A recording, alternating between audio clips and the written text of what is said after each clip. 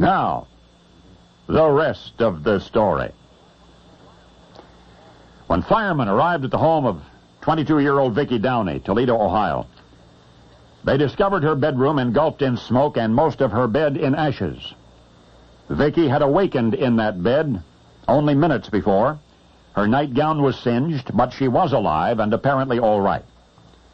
One of the firefighters looked at the smoldering mattress and turned to Vicki, shaking his head. He said, "You were lucky." And Vicki replied that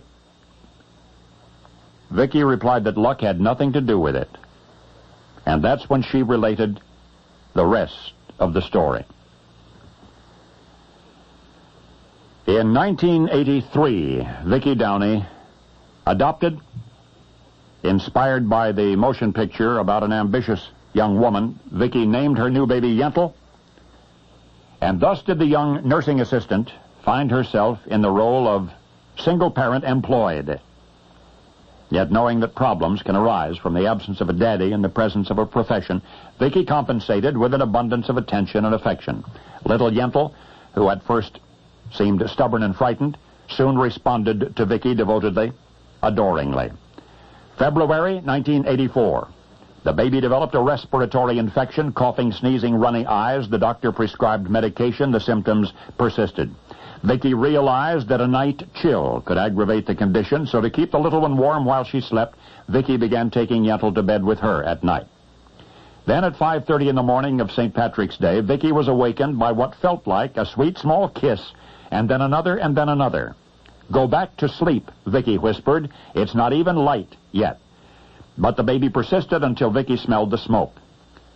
Somehow, the pink electric blanket on Vicki's bed had short-circuited, had begun to smolder.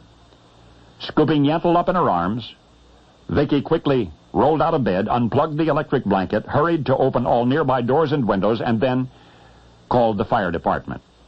Vicki was taken to the hospital, was treated for smoke inhalation. It was not a bad case. She has recovered. Yentl's doctor examined her also and says that she is none the worse for her harrowing experience. As a reward for her role in saving Vicki's life, Yentl was treated to a very special dinner, a steak dinner. And you're getting ahead of me, aren't you? You have already guessed that baby Vicki, adopted, is no human infant at all. Although Vicki is a nursing assistant now, what she hopes to become is a veterinarian. So Yentl is not a person, Yentl is a pet.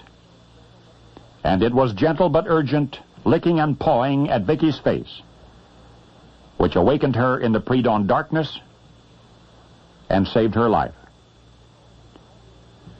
For all we think we know about them, animals remain something of a mystery to man.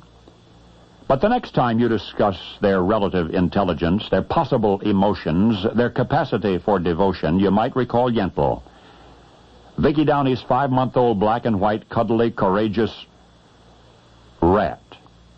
Rat? Rat. And now you know the rest of the story.